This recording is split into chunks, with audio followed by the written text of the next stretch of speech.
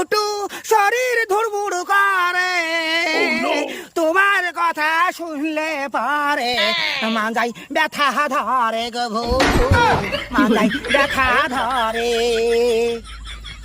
জানি গো জানি, আমি জানি তুমি আমার হবা রানী। বলো গো বলো, আর দুবার বলো, শুনতে আমার লাগছে ভালো। দিবানা আমি যে, আমি তোমার ফুলসুরা যে, তোমার মাজাতে কিসের ব্যথা গো?